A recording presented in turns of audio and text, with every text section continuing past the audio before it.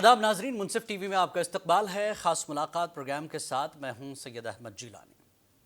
नाजरीन, सियासत महज इक़्तिदार के हुसूल का नाम नहीं, बल्कि मुस्तक़िल मिजाजी, उसूलों की पासदारी और अपने आवाम की बेलौस खिदमत का एक तवील सफ़र है।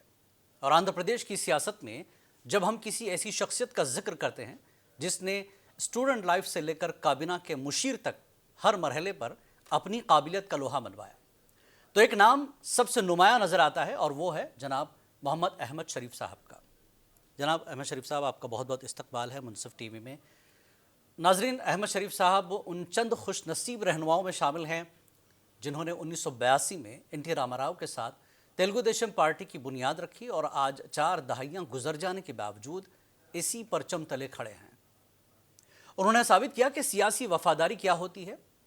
आपका दौर बतौर चेयरमैन आंध्र प्रदेश कानून साज काउंसिल 2019 से 2021, जिस तारीख में सुनहरे अरफों हरूफ से लिखा जाएगा, ख़ास तौर पर 2020 में दारुल हुकूमत के मामले पर आपका जो दिलेराना फ़ैसला जिसने ऐवान की तक़द्दुस को बहाल किया, आज भी सियासी हलकों में मौज़ू बहस है।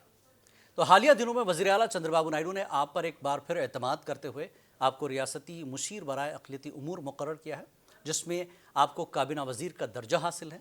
ये ओहदा न सिर्फ उनकी खिदमात का एतराफ़ है, बल्कि रियासत के मुसलमानों के लिए एक बड़ी उम्मीद भी है। तो अहमद शरीफ साहब, प्रोग्राम में एक बार फिर आपका बहुत दिल से खैर मक़दम है, खुश आमदीद है आपको। जनाब, सबसे पहले तो ये जानना चाहूँगा कि ये बताइए कि ये जो सियासी सफ़र है आपका, एक एज ए स्टूडेंट लीडर आपने शुरुआत की, आज आप स्टेट के अहम तरीन एडवाइज़र की पोजीशन पर हैं, फायज़ हैं, तो आप इन 4 डेकेड्स, 4 दहाइयाँ आपने इतना बड़ा सफ़र तय किया है, इस पूरे सफ़र को कैसे देखते हैं आप, जहाँ से आपने शुरुआत की? जी, पहले तो मैं अल्लाह का शुक्रगुज़ार हूँ। तो अल्लाह ताला मेरे दिल में आम लोगों का खिदमत करने का जज्बा पैदा करे। और आम लोगों को खिदमत करना बोले तो मैं कोई हैसियत रखने वाला नहीं हूँ, माल के एतबार से, ओहदे के एतबार से। तो मैं ये मानता हूँ, अगर पब्लिक का, ख़ास करके गुरबत गरीब लोगों का और मुसलमानों का खिदमत करना बोले तो सियासती फील्ड एक सूटेबल फील्ड है बोल के मैं मानता हूँ। स्टूडेंट लाइफ ख़त्म होने के बाद जब मैं एडवोकेट होने प्रैक्टिस करना शुरू हुआ 1981 में, NT रामाराव साहब ने पार्टी रखे। तो कांग्रेस से मेरे कुछ भी लगाव नहीं था, तो कांग्रेस को कभी मैं सपोर्ट नहीं करा। एगेंस्ट कांग्रेस के जितने भी CPM, CPI, जनता दल, ऐसे के पार्टीज़ को मैं थोड़ा बाहर रह के सपोर्ट करता था। लेकिन कब एक नई पार्टी, नया उभर एक उमंगे लेके NT रामाराव साहब आंध्र प्रदेश स्टेट को तरक्की करने के इरादे से, पुख्ता इरादे से, जो 35 साल का फिल्मी दौर को छोड़ के आवाम का खिदमत करना, आवाम का जो ये है पब्लिक का कंट्रीब्यूशन है, एक्सचेकर है, हुकूमत का जो भी पैसा आता है उसको गरीब लोगों तक का पहुंचाना का था। सो जो एक नेक इरादे से नो पार्टी रखे, तो मैं आपके लिए एक ऑप्शन नज़र आया। हाँ। तो मैं उस दिन से मुझे कहाँ जाना चाहिए, जी वो आपको नज़र आया कि चलिए, और उनके कैरेक्टर को आपने पढ़ लिया था कि ये बंदा जो है आगे जाके कुछ करेगा और इसके साथ मुझे जुड़ना चाहिए, करेगा और कुछ बनेगा का तो उम्मीद था जी। तो 1982 में मैं पार्टी ज्वाइन करा। जब से मैं पार्टी में अपने तरफ से जद्दोजहद करते आया। यानी तकरीबन 42 साल का आपका जो सियासी सफ़र है, एक ही पार्टी के साथ वाबस्ता रहना, ये बहुत बड़ी बात है। तो ये कैसे आप एक ही पार्टी के साथ 42 साल लगे हुए, NT रामाराव, चंद्रबाबू नायडू, बीच में हालात कुछ अजीब व गरीब भी रहे, लेकिन आपका इरादा नहीं पलटा, एक पार्टी को आपने पकड़ा तो बस आज तक पकड़े हुए हैं। तो ये इतना एतमाद, इतना भरोसा, आप शुरुआत NTR से हुई लेकिन बाबू के साथ आप करें, चंद्रबाबू नायडू के साथ, तो ये इस बीच में क्या डिफरेंसेस आपको लगे? पार्टी वही है जो आप सोच रहे थे? नहीं, पार्टी तो वही है, वही पॉलिसीज़ है, वही फंडामेंटल्स है, वही सूझबूझ है। तो NT रामाराव साहब पार्टी रखे सो फाउंडर है, उनका मैं मानता हूँ, उनका इज्जत करता हूँ। लेकिन लक्ष्मी पार्वती का जो मामला आया, लफड़ा में पड़ गए, तो सियासत में थोड़ा सेटबैक आया। अच्छे होनहार लोगों को बाजू में रखना, MLC, MLAs, मिनिस्टर्स को कदर नहीं करना, लक्ष्मी पार्वती खुद गर्जी के साथ जो खुद डिफेक्टिव सीएम जैसा कार्रवाई करना शुरू करी, तो मुझे उसको वजह से पार्टी में डिफर होना पड़ा, क्योंकि एन.टी. रामाराव की जगह पे चंद्रबाबू नायडू को बैठा के पार्टी आगे बढ़ने का मौका हुआ।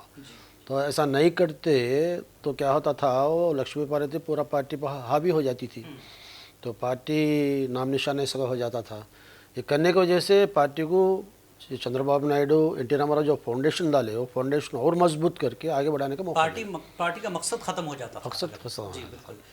शरीफ साहब, आप एज ए स्टूडेंट लीडर आपने ज्वाइन किया, तो आपके जहन में क्या मकसद, आपका अपना क्या था कि भाई मैं एज ए स्टूडेंट लाइफ हो गई, अब मैं एकदम जवान हूँ और मुझे पॉलिटिक्स में आना चाहिए, आपने ज्वाइन कर लिया। तो आज के अहमद शरीफ जब के अहमद शरीफ में क्या फ़र्क है? मुतमईन है आज आप? पूरा मुतमईन हूँ, मैं पूरा मुतमईन हूँ। क्या था, मेरा तो छोटा इरादा था, मैं एक टाउन के हद तक, मेरा जो नेटिव प्लेस है नरसापुर है वेस्ट गोदावरी में, वो नेटिव प्लेस के हद तक मैं कुछ कारनामे करना, लोगों को साथ देना का इरादा था। लेकिन अल्लाह ताला उन लोगों के दिलों में ऐसा मोहब्बत डाले, तो एक दिन जो एन.टी. रामाराव साहब खुद मेरे को टेलीग्राम दे के immediate start and meet honourable CM बोल के टेलीग्राम आया था। उस दिन की जाके मिला मैं, तो मुसलमानों में कम लोग आ रहे थे, आप पढ़े लिखे हैं, एडवोकेट है, आप जैसे वाले स्टेट लेवल में काम करना, चंद्रबाबू नायडू से मिल के काम करो बोल के वो जो सपोर्ट दिए थे, जो एंकरेजमेंट मिला था, तो एंकरेजमेंट की वजह से मैं टाउन लेवल से जाके स्टेट लेवल में एमर्ज हो गया। वो भी एन.टी. रामाराव के हाथ ही हुआ आपको चंद्रबाबू के साथ ऐड करने में। जी बिल्कुल। और दूसरी चीज़, टीडीपी का आपने छोटा सा जिक्र किया लक्ष्मी पार्वती के हवाले से। टीडीपी के अप एंड डाउन्स होते रहे, उरूज ज़वाल आपने देखा वो सब कुछ, उसमें कौन सी ऐसी बड़ी आजमाइश थी जिसका सामना आपको भी करना पड़ा? कुछ है ऐसा जहन में, ये बहुत बुरा वक्त था हमारे लिए, हम उससे निकल चुके हैं? नहीं, क्या था बोले तो एन.टी. रामाराव साहब को हटा के फिर भी हमें पार्टी कायम करके मजबूत बनाना और पब्लिक का एक्सेप्टेंस लेके आना बड़ा एक चैलेंज टास्क था। तो एन.टी. रामाराव का अचानक उनका मौत हो जाने की वजह से, तो वो सिंपैथी गेन करने के वास्ते लक्ष्मी पार्वती कोशिश करे, लेकिन नहीं हुआ। तो चंद्रबाबू नायडू एक डिफरेंट स्टाइल में एक लॉन्ग इसमें स्टेट को लेके जाना, दूरअंदाज में सोचना, और आने वाले दिनों में कौन सा फील्ड ये रहता का सोच के। आप और चंद्रबाबू नायडू एन.टी. रामाराव के ख्वाब और उनकी सोच को बचा रहे थे। एन.टी. रामाराव साहब का तो वेलफेयर में माहिर थे लोग जी, लेकिन एजुकेशन पार्टी को जो बचाने का जी हाँ, कि जनता का नुकसान ना हो। और एन.टी. रामाराव ने जो सोच के बनाया था पार्टी, उसको आगे ले जाना था। जो प्राइड ऑफ तेलुगु बोल के हमें पार्टी कायम करे, वो प्राइड को नहीं ख़त्म होने देना। वो आंध्रा जब तेलंगाना मिलके था ना, तो 2 रीजन्स में भी डेवलपमेंट होना, और ख़ास करके एक दूरअंदाज के ख्यालात रखने वाले चंद्रबाबू नायडू, स्टेट को आने वाले 2020 तक कैसा इसको डेवलप करना, तो सूझबूझ लेके उसको करने की वजह से पार्टी मजबूत हुई। लोगों के दिलों में अरे सीएम रहता ऐसा था ना, पब्लिक में मिलता है, करता है, पब्लिक के एस्पिरेशंस के मुताबिक काम कर रहा है, इन्हें लोगों के अंदर एजुकेशन और एम्प्लॉयमेंट को अहमियत दे रहा बोल के एक भरोसा है। और भरोसा की वजह से हमें 10 साल तक हुकूमत में रह सके। बाद में राजशेखर रेड्डी साहब आने के बाद हुकूमत में हमें अपोजिशन में जाने के बाद फिर 10 साल हमें अपोजिशन में रहना पड़ा। तो बहुत ज़रा तो था, वो भी अपोजिशन में रह के हमें फाइट करने का ये था, लेकिन वैसे राजशेखर रेड्डी से हमारे कोई बड़ी दिक्कत नहीं हुई, परेशानियां हमें झेलना नहीं पड़ा। साथी थे दोनों भी एक ही मरतबा पॉलिटिकल लाइफ शुरू करे, करियर उनका शुरू जी। तो क्या बोलते यूथ कांग्रेस में भी थे, पार्टी भी एक थी, एक ही मरतबा, और ख्याल भी कुछ एक जैसा ही था जी। एक ही मरतबा 1976 में एमएलएस बने थे दोनों, पुलिवेंदला से उन्हें यहाँ से तिरुपति काउंसिल से। तो दोनों भी अच्छे दोस्त थे, लेकिन जो सीएम बनने के बाद पॉलिटिकल फाइट था। हाँ, कोई जाती तौर पे उन्हें कुछ नहीं था, उस तरीके से फाइट करे। तो 2000 सियासी नज़रिया अलग था, बस उतना ही। बिल्कुल। सर शरीफ साहब, और एक चीज़, आज की सियासत में आप देख रहे हैं, आपका इतना बड़ा एक्सपीरियंस है 42 ईयर्स का, चाहे आंध्र प्रदेश हो या दुनिया का कोई भी स्टेट हो, सियासी वफादारियां बहुत आसानी से बदल रही हैं। लोग चढ़ते सूरज की पूजा कर रहे हैं, ये तो आप देख रहे हैं। तो ऐसे में आप नई नस्ल को क्या पैगाम देंगे? क्योंकि नई नस्ल पर उम्मीद है पूरे देश की कि ये हमारे देश का जो है युवा, ये मुस्तकबिल है, ये फ्यूचर है हमारे देश का। तो आपका जो एक तजुर्बा रहा है, एक नौजवान के तौर पर आप शामिल होते हैं पॉलिटिक्स में और उम्र का इतना बड़ा हिस्सा गुजारते हैं, 42 साल के करीब, तो सियासी वफादारी कैसी होनी चाहिए, उसका क्राइटेरिया क्या होना चाहिए, कंडीशंस क्या होना चाहिए आपके जहन में?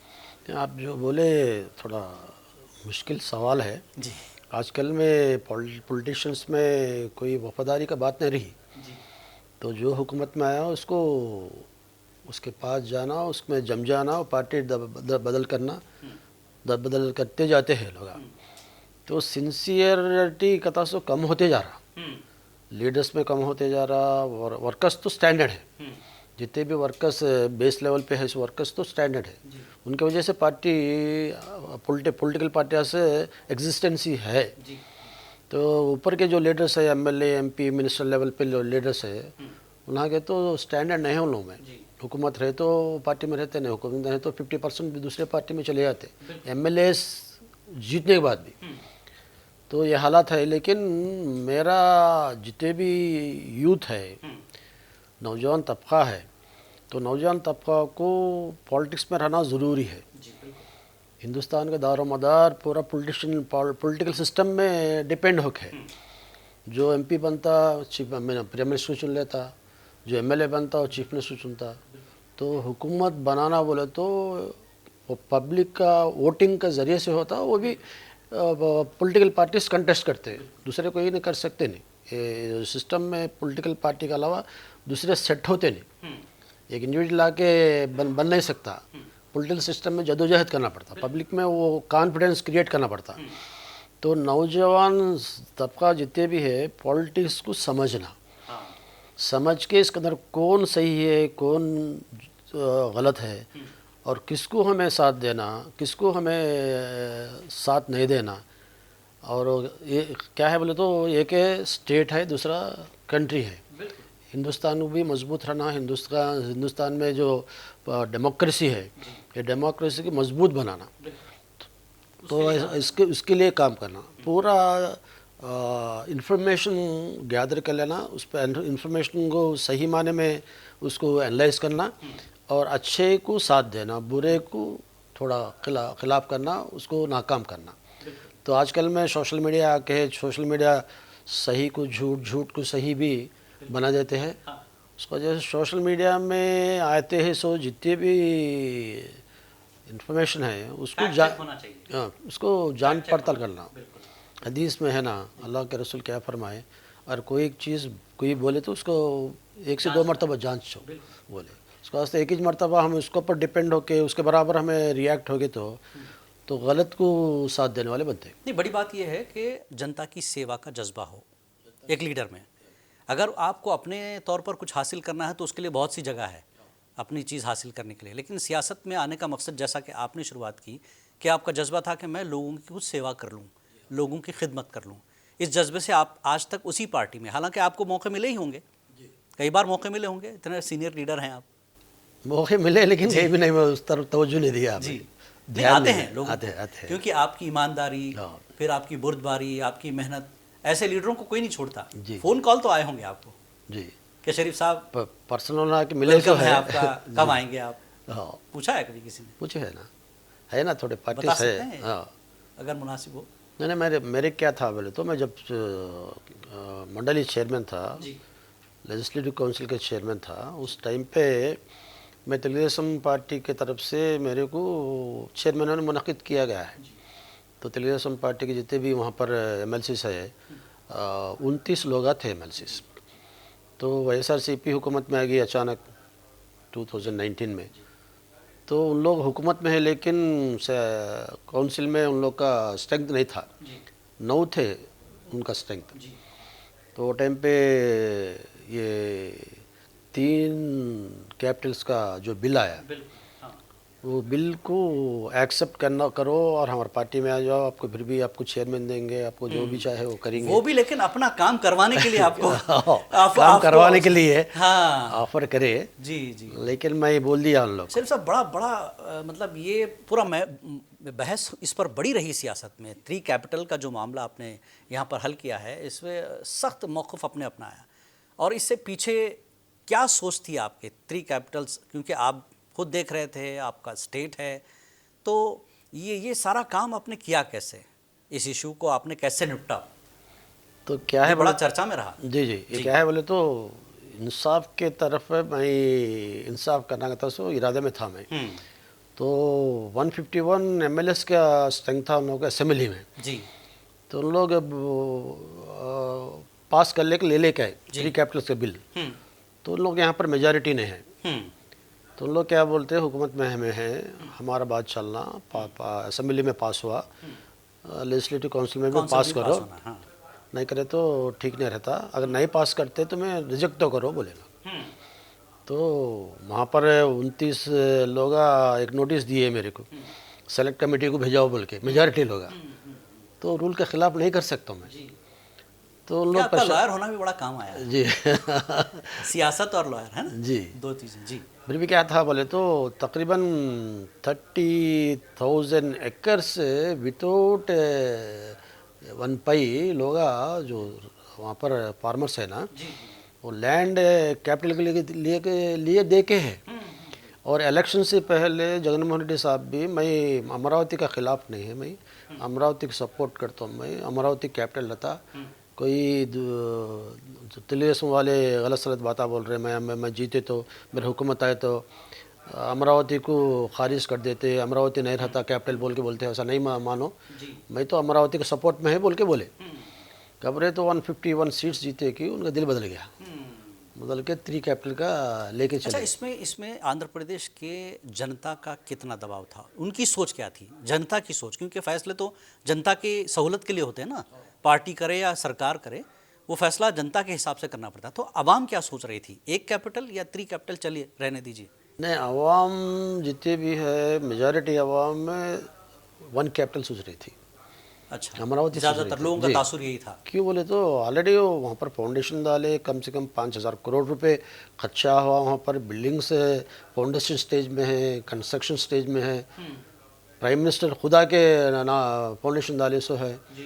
तो 33,000 एकर्स वो पूरे रोड़ा डाल के पूरे ये करके है, अब उसको छोड़ के नहीं जा सकते ना।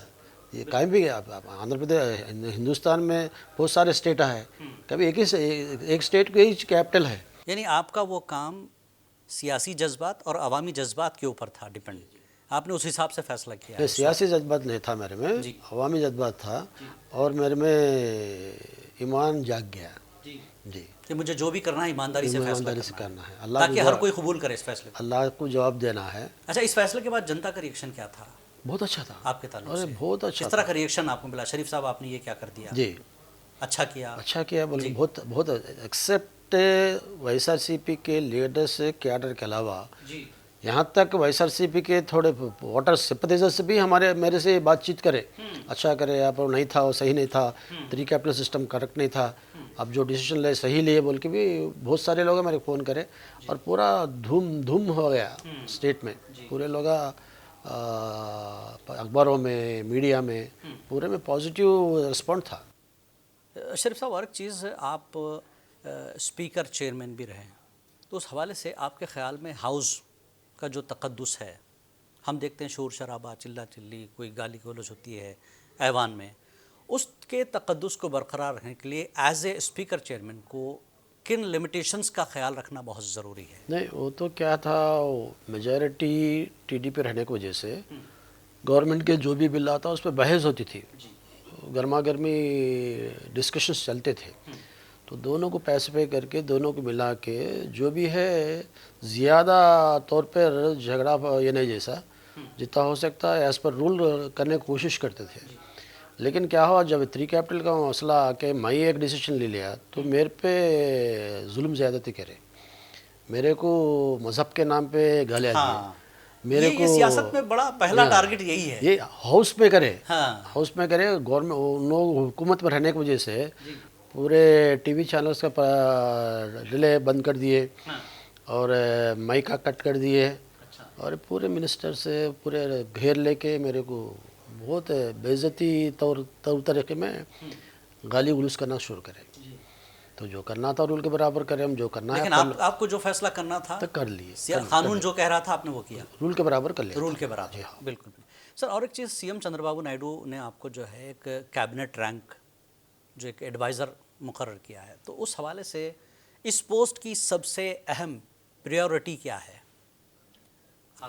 इस पोस्ट का असल है क्या बोले तो मैं जो चाहता हूँ, मैं माइनॉरिटीज़ के भलाई के लिए कुछ करना।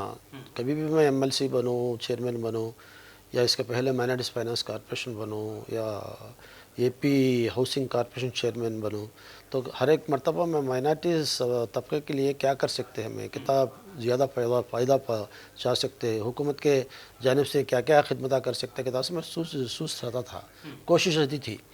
अब मेरे को माइनॉरिटीज़ के मालूमात ज़्यादा रहने की वजह से अब मेरे को चेयरमैन करने के बाद कैबिनेट रैंक दे के उसको उसके बराबर का पोस्ट देना बोल के चंद्रबाबू साहब मेरे को माइनॉरिटी बिल एडवाइज़र होने कैबिनेट रैंक दे के दिए। और मेरे को ये चीज़ मेरे को पसंद है, मेरे को ख़ास करके माइनॉरिटीज़ के बारे में, मुसलमानों के बारे में। इश्यूज़ क्या हैं, इश्यूज़ उनको क्या मालूम है मेरे चाहिए, को, पहले 40 साल से मेरे को मालूम है पॉलिटिकली उनको कैसे उठाना। पॉलिटिकल है, एजुकेशनल है, एम्प्लॉयमेंट है, और ख़ास करके मजहबी एतबार से हाँ, जितने भी दिक्कत है, जो भी कंस्टेंट्स है, उसको हल करने का मौका मिला है मेरे को। बिल्कुल जी, बिल्कुल। शरीफ साहब, पिछली हुकूमत के मुकाबले की अगर मैं बात करूं उस हिसाब से, तो मौजूदा हुकूमत में माइनॉरिटीज़ के लिए फ़ंड्स और स्कीम की जो बात हो रही है वो क्या किस पोजीशन में है हम फ़ंड्स और स्कीमों को लेकर, पिछली सरकार और मौजूदा सरकार? पिछली सरकार से ज़्यादा फंड से यानी बजट में पैसे ज़्यादा अलर्ट करके है, तो करके उसको खर्च कर रहे हैं मैं। तो पिछली सरकार भी कुछ भी नहीं करी थी स्कीम्स के तहत। हमें बहुत सारे कर लिए थे इसका पहले, नामपल्ली में हज बनना, उर्दू मौलाना Abdul Kalam Azad Urdu university, national university क़ायम करना, जब मुत्तहदा जी स्टेट था हमारा। तो उसके बाद हमारे डिवाइड होने के बाद अब्दुल हक उर्दू यूनिवर्सिटी क़ायम करना कर्नूल में, और कड़पा में एक हज हाउस का तामीर करना 25 करोड़ रख के, और आंध्र प्रदेश में विजयवाड़ा में एक हज हाउस के तामीर के लिए फाउंडेशन 35 करोड़ रुपए पैसे रिलीज करके 80 करोड़ का एस्टिमेशन से हज हाउस बनने का एक कार्रवाई करे थे हमें, तो नहीं हुआ। तो हमें फ़िलहाल तो पैसे का कंस्ट्रेन है, थोड़ा आमदनी का दिक्कत है, लेकिन जितने भी हमें प्रोग्राम्स कर रहे हैं, वेलफेयर प्रोग्राम्स कर रहे हैं, उसके अंदर माइनॉरिटीज़ ज़्यादा फ़ायदा उठा रहे जी। जो भी है विडो पेंशन्स है, ओल्ड एज पेंशन्स है, और ख़ास करके तल्ली की वंदनम बोल के स्कीम रखे, उसमें इसका पहले गुज़िश्ता गवर्नमेंट YSRCP गवर्नमेंट में एक बच्चे को 13,000 रुपये देते थे। हमें वो एक कता से लिमिट निकाल दिए, जितने भी बच्चे रहने दो, 2 रहने दो, 3 रहने दो, 4 रहने दो, 5 रहने दो, 6 भी रहने दो, इतना देंगे आप?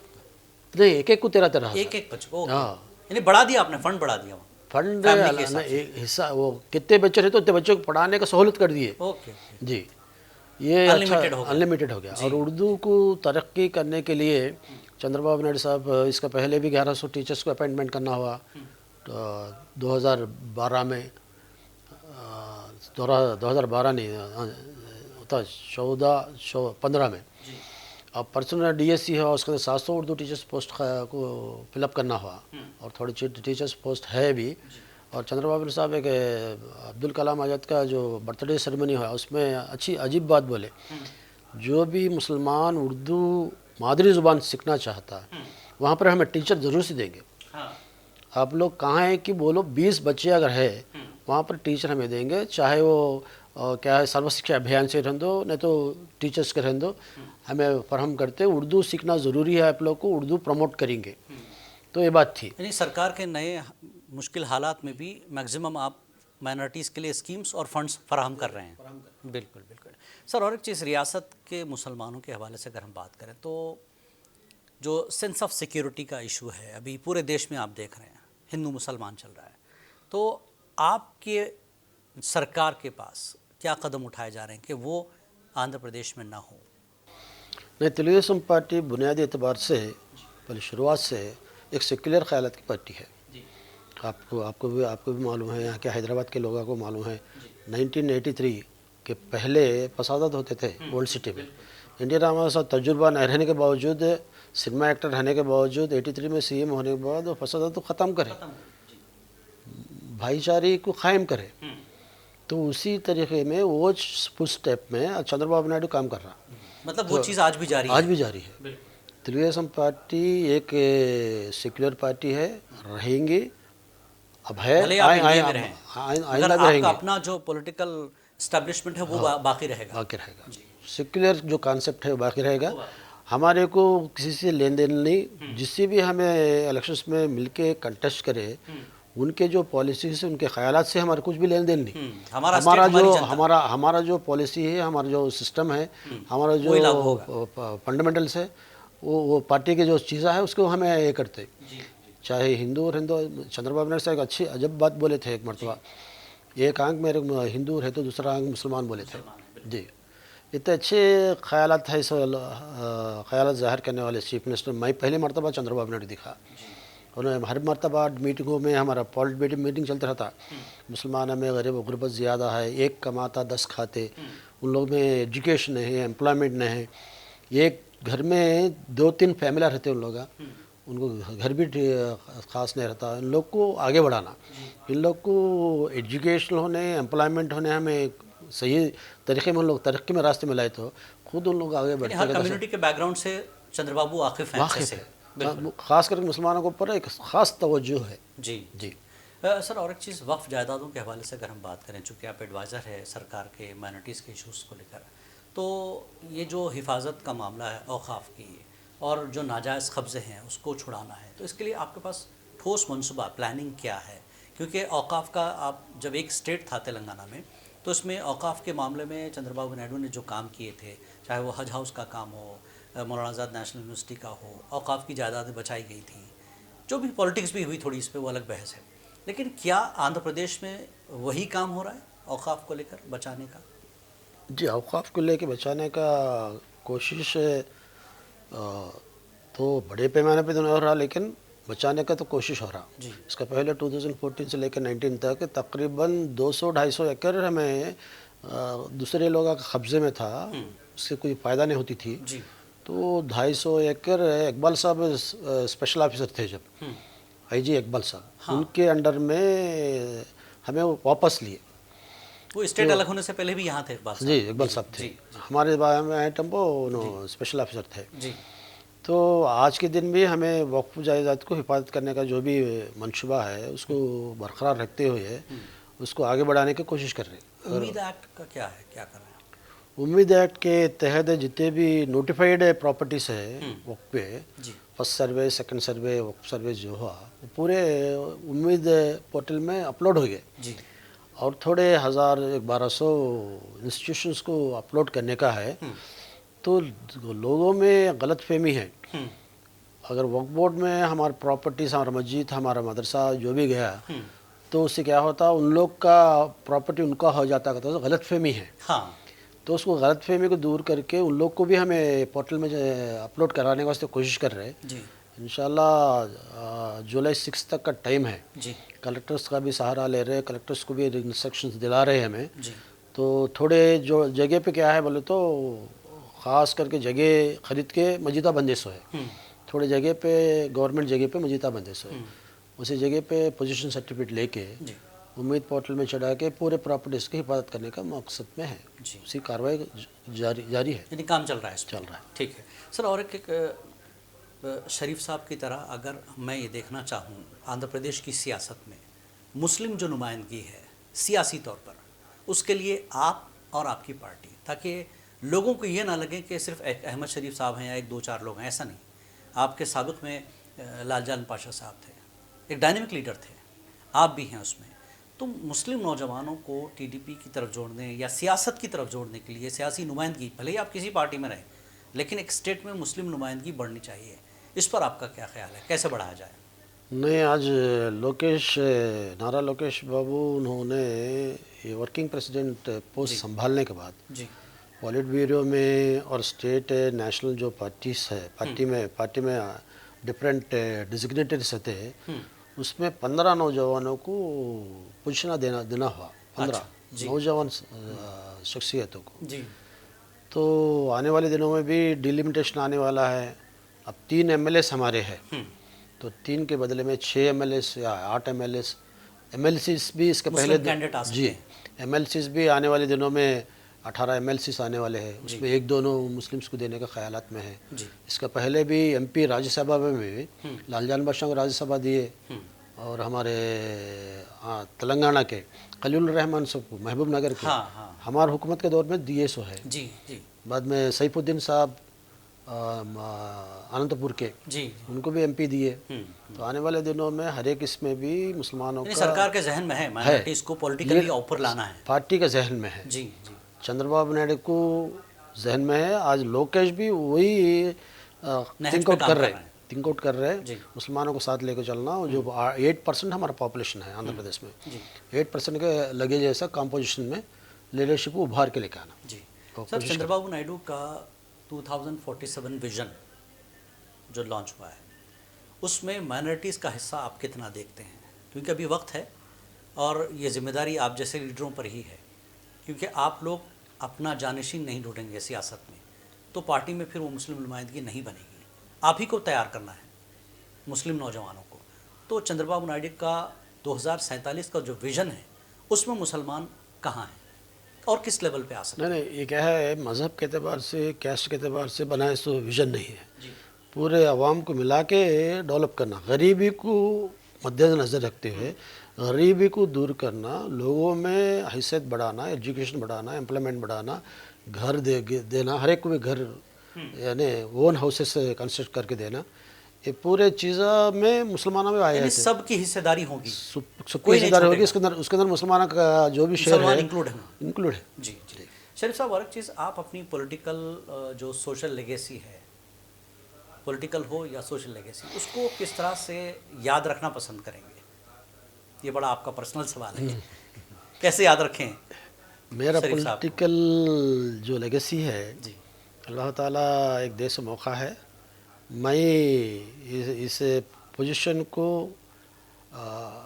लोग मुतमईन होना, अरे अच्छा करे, कोई गलत सलत काम नहीं करे, बदनामी नहीं करे, कौम को बदनामी नहीं करे, ख़ुद बदनामी नहीं होए, कहता सो एक क्लीन शीट, एक अच्छा ओपिनियन ख़ास करके पब्लिक में और ख़ास करके अपने मुस्लिम तबके में मैं छोड़ के जाना चाह रहा हूँ। मैं जो भी होता अल्लाह से होता, अल्लाह के सिवा किसी से नहीं होता, कहता सो मेरा इरादा है उसको उसी एतबार पे हर एक मुसलमान भी ज़िंदगी बिताना है। जो मौका अल्लाह ताला दिए, अल्लाह का देन है। ये अल्लाह ताला मेरे को दुनिया में जितना इंसाफ कर सकता हूँ, जितना गरीबों को मैं साथ दे सकता हूँ, तो अल्लाह ताला आखिरत में भी मेरे को अजर देंगे। यानी आपको सियासी हो या शख्सी तौर पे हो, लोग अच्छे से याद करें। सिंपल, बिल्कुल। सर, और एक चीज़, बहैसियत एक सीनियर जो है रहनुमा, आप भले ही टीडीपी में हो लेकिन एक सियासी लीडर हैं, आपकी किताब, आपकी जो ज़िंदगी है खुली किताब की तरह है आंध्र प्रदेश के हवाले से। तो आप उन लोगों को क्या पैगाम देंगे जो ये समझते हैं कि अक़लियतों के जो मसाइल है वो सिर्फ जज्बाती नारों से हल हो सकते हैं? एक तो ये जहन है, जबकि आपका जो तजुर्बा है वो लेजिस्लेशन और पॉलिसी मेकिंग का है। तो लेजिस्लेशन, पॉलिसी मेकिंग और जज्बाती नारे, क्या सियासत में अब जज्बाती नारों का है कोई जगह है उसके लिए? जज्बाती नारे तो लगते रहते हैं, तो क्या है, तो हालात आते टेम्पो जज्बाती नारे लाते रहते, लेकिन हमें दूरअंदाज से सोचना पड़ता, समझदारी से, क्योंकि चंद्रबाबू नायडू पॉलिसी मेकिंग आदमी जी, प्रैक्टिकल है, जो होता है वही सोचते हैं जी। मैं अपने मुसलमान तबके को मैं ये बात कहना चाहता हूँ, मैं जज्बात में आके हमें गलत सलत कामा नहीं करना। आंध्र प्रदेश में 3 पार्टियाँ हैं, तेलुगुदेशम, जनसेना, वाईएसआरसीपी। तीनों के 3 बीजेपी से मिलके हैं, तीनों के 3। हमें तो एनडीए गठबंधन में है, इलेक्शंस में मिलके कंटेस्ट करें। तो हमें हमारा ये मकसद क्या था बोले तो बीजेपी से एनडीए से हमें तालमेल करने का मकसद क्या है बोले तो आंध्र प्रदेश अलग होके है, कैपिटल नहीं है, हमारे को डेट से ज़्यादा है, कर्जा ज़्यादा है और डेवलप होने का कम है, डेवलपमेंट कम है, सेंट्रल गवर्नमेंट के या इंडस्ट्रियल सेक्टर्स कम है।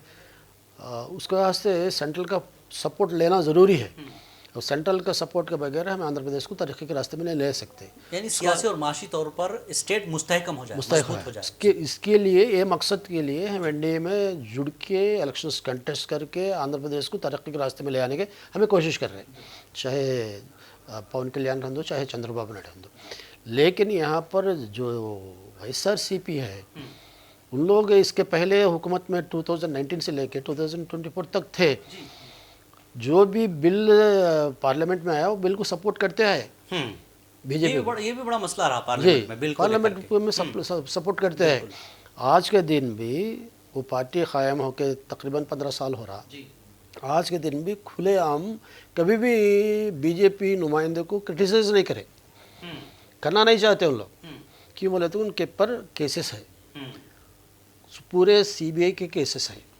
अब सीबीआई के केसेस में से बाहर पड़ने के लिए उससे उसके ऊपर कोई सख्त कार्रवाई नहीं होना बोल के आज के दिन अंदरवानी मिलके है, उनका जो ब्लेसिंग से अंदरूनी तौर पे मिलके है। तो मैं क्या बोलता हूँ, मुसलमानों को बीजेपी को मत देखो, बीजेपी तो पार्टी है, नेशनल पार्टी है, पॉलिटिकल पार्टी है, उन लोग का एक एजेंडा रहता, उनका एक थिंकिंग रहता, उनके तरीके में चलते रहते हैं।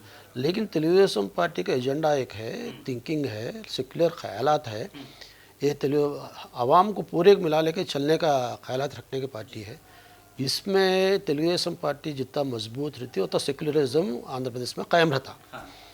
अगर तेलुगुदेशम पार्टी वीक हो जाती सेक्युलरिज्म को भी वीक हो जाती। बिल्कुल, यानी आपका बोलने का मतलब यही है कि जज्बात में ना बहें जी, और समझदारी के साथ काम लेके, सियासी समझदारी काम लेके पब्लिक में मेजॉरिटी जो पब्लिक आज के दिन तकरीबन 50-55% टीडीपी और जनसेना बीजेपी को सपोर्ट दे रही, मेजॉरिटी अपने तरफ है, 40% उधर भी है, नहीं रहते नहीं। लेकिन क्या है बोला आने वाले दिनों में भी 2029 में भी फिर भी एनडीए हुकूमत आने के चांसेस आंध्र प्रदेश में ज़्यादा है। तो उस जज्बात में आके हुकूमत में आने वाली पार्टी, हुकूमत में रहने वाली पार्टी, मुसलमानों के बारे में नेक ख्याल रखने वाली पार्टी को छोड़ लेना यह दानिशमंद बात नहीं है। बिल्कुल। अच्छा सर, एक चीज़ और आखिरी सवाल जानना चाहूँगा। एनडीए के साथ आप जुड़े, आपने कहा हम अपनी पॉलिसी के हिसाब से स्टेट में काम करते हैं, तो Chandrababu Naidu as a CM state और स्टेट की जनता आवाम के हिसाब से फैसले लेते हैं या एनडीए का भी दबाव होता है, नहीं साहब ये नहीं ऐसा करेंगे? हालांकि एक तजुर्बेकार चीफ मिनिस्टर हैं चंद्रबाबू नायडू। एनडीए के जो भी प्रायोरिटीज रहते हैं जी, वो प्रायोरिटी का दबाव रहता है जी। तो इसमें कैसा स्टेट को बचा लेते, स्टेट के लोगों का इंटरेस्ट को प्रोटेक्ट करते हुए बीच का रास्ता काटने के ख्याल में रहते हैं। जी, तो बहुत बहुत शुक्रिया शरीफ साहब, आपने बहुत संभल के, बहुत अपने तजुर्बे के हिसाब से जो जवाबात दिए हैं।